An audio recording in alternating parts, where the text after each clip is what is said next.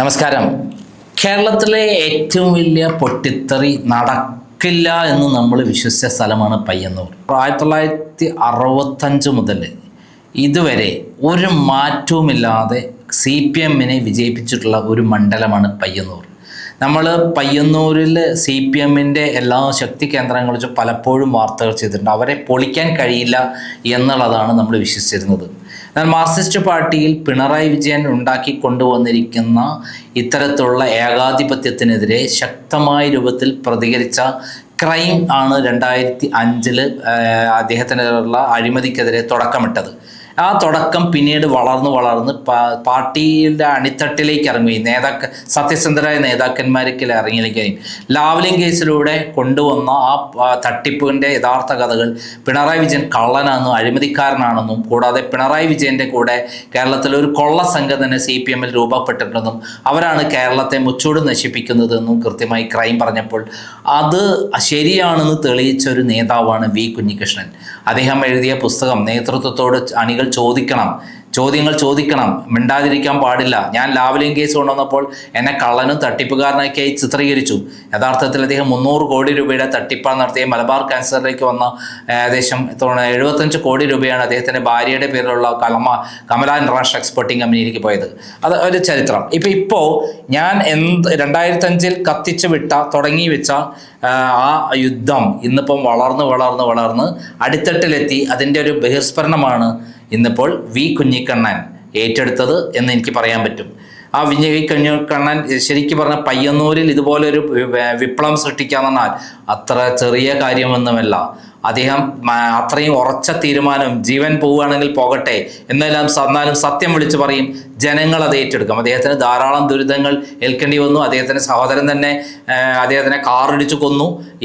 അദ്ദേഹം CPM-ൽ നിന്ന് മാറി ഇത്തരം കോൺഗ്രസ് സ്ഥാനാർത്ഥിയായപ്പോൾ, കോൺഗ്രസ് സഹായത്തോടെ സ്വതന്ത്ര സ്ഥാനാർത്ഥിയായപ്പോൾ അവിടെ അദ്ദേഹത്തിൻ്റെ സഹോദരനെ കൊന്നു. എന്തെല്ലാം ഗുണ്ടായുസങ്ങൾ കാണിച്ചു, ആരുടെയൊക്കെ കാറുകൾ എത്തിച്ചു, ആരുടെയൊക്കെ വീടുകൾ തകർത്തു, ആരുടെയൊക്കെ ബൈക്കുകൾ കത്തിച്ചു.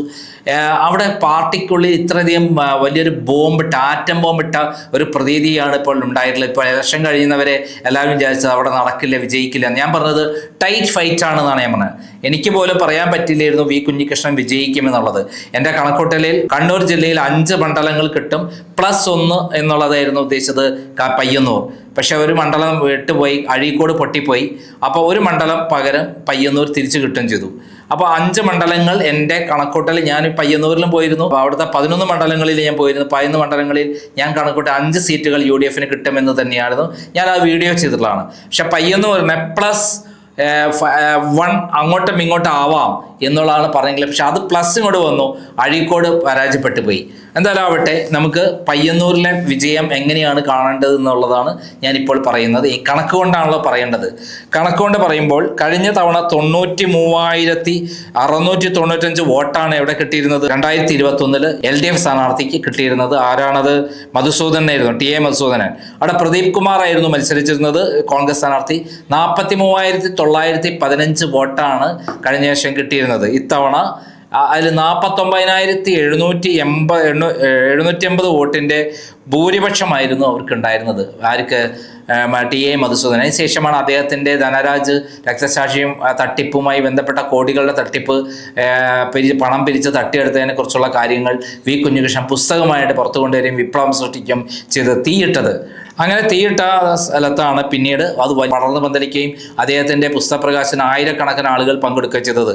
അങ്ങനെ കഴിഞ്ഞ പ്രാവശ്യം 43,915 വോട്ട് കിട്ടിയ സ്ഥലത്ത് ഇപ്രാവശ്യം എത്ര വോട്ടാറിയാൽ കൂടി 32,735 വോട്ടാണ് CPM വോട്ടാണ് ആർക്ക് കിട്ടിയിരിക്കുന്നത്? അധികമായിട്ട് കുഞ്ഞികൃഷ്ണന് കിട്ടിയേക്ക്. 43,915 വോട്ടാണ് കഴിഞ്ഞ തവണത്തെ UDF വോട്ടെങ്കിൽ ഇപ്രാവശ്യം അത് 76,640 വോട്ടായി വർദ്ധിക്കുമ്പോൾ 32,735 വോട്ടാണ് അദ്ദേഹം CPM-ൽ നിന്നും അതേ BJP-യിൽ നിന്നും പിടിച്ചിട്ടുണ്ട്.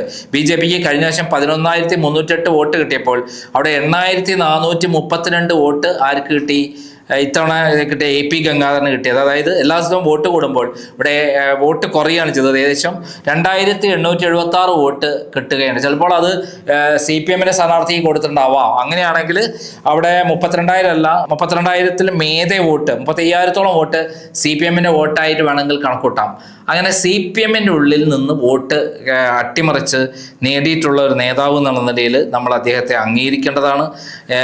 എന്തായാലും കേരളത്തിലെ ഏറ്റവും വലിയ വിപ്ലവം നടന്നിരിക്കുന്നത്, വലിയ പൊട്ടിത്തെറി നടന്നിരിക്കുന്നത്, മാർക്സിസ്റ്റ് പാർട്ടീൻ്റെ അടിത്തട്ടിൽ തീയിട്ടത് ആരാണ്? നമ്മുടെ V കുഞ്ഞികൃഷ്ണനാണ്. അദ്ദേഹത്തെ നമ്മൾ എത്ര അഭിനന്ദിച്ചാലും മതിയാവില്ല. മാർക്സിസ്റ്റ് പാർട്ടിയുടെ ശക്തി കേന്ദ്രത്തിൽ ആണ് അദ്ദേഹം ജീവിക്കുന്നത്. നെഞ്ചു ഉയർത്തി തൻ്റെ ഇടത്തോടുകൂടി സത്യസന്ധനായി 100% ആത്മാർത്ഥതയോടെ എനിക്ക് പാർട്ടി നശിക്കരുത് എന്ന് ആഗ്രഹിച്ചപ്പോൾ പാർട്ടിയെ നശിക്കാതിരിക്കാനാണ് ഞാൻ രംഗപ്രവേശം ചെയ്യുന്നത്. ഇത് തന്നെയാണ് ഞാനും പറഞ്ഞിട്ടുള്ളത്. ഈ പാർട്ടി നശിക്കാൻ പാടില്ല. അതിൽ കഴുകന്മാരായ പിണറായി വിജയനെ അടക്കമുള്ള ആളുകളെ ആട്ടിപ്പറഞ്ഞയച്ച് അവർ ജയിലിൽ അടപ്പിക്കേണ്ട ഉത്തരവാദിത്വം കൂടി നമുക്കുണ്ട്. അതുവരെ നമ്മൾ വെറുതെ ഉറങ്ങാൻ പാടില്ല. കാരണം ഇവർ നാളെയും വരും. ഇവരടുത്ത് കോടിക്കണക്കിന് രൂപ കട്ട മുതലുണ്ട്. CPM എന്ന് പറയുന്നത് സാധാരണ പാവപ്പെട്ടവരുടെ പാർട്ടിയാണ്.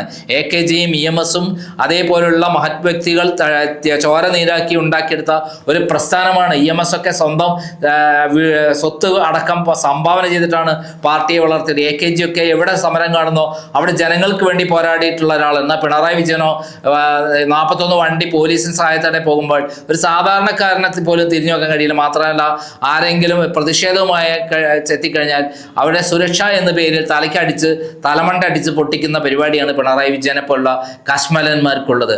അത്തരം നേതൃത്വം ക്രൂരരായ ഏകാധിപതികളെ മാറ്റി പാർട്ടിയെ ശുദ്ധീകരിക്കേണ്ടതിന് വേണ്ടിയിട്ടാണ് ഈ ഇലക്ഷനിൽ തോൽവി കൊടുത്തത്. അതിൽ ഏറ്റവും പ്രധാനപ്പെട്ട തോൽവി ഒന്നാണ് പയ്യന്നൂർ തൃക്കരിപ്പൂരിൽ പോലെ തന്നെ അതിൻ്റെ 100 ഇരട്ടി മാറ്റുള്ള വിജയമാണ് ഇവിടെ UDF സമ്മാനിച്ചത്. എന്തായാലും കുഞ്ഞികൃഷ്ണനെ പിന്തുണ നൽകിയ CPM UDF നമ്മൾ അഭിനന്ദിക്കേണ്ടതുണ്ട്.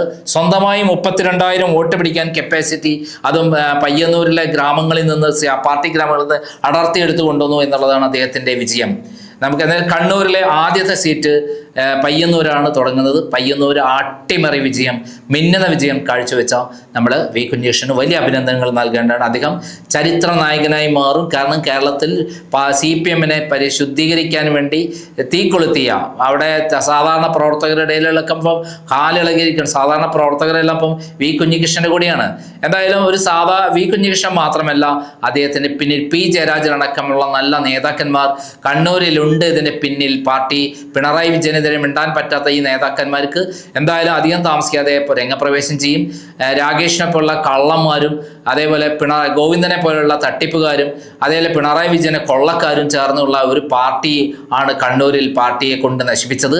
എന്തായാലും പാർട്ടി അണികൾ മനസ്സിലാക്കിയിരിക്കുന്നു നേതാക്കന്മാർ കള്ളന്മാരാണെന്ന്. അവരെ ആട്ടി ഓടിക്കാൻ അണികളളകും. പാർട്ടിയെ രക്ഷിക്കുക തന്നെ ചെയ്യുമെന്നാണ് ഞാൻ വിശ്വസിക്കുന്നത്. അതിൻ്റെ തുടക്കമാണ് പയ്യന്നൂരിലെ തോൽവി എന്ന് നമുക്ക് പറയാൻ പറ്റും.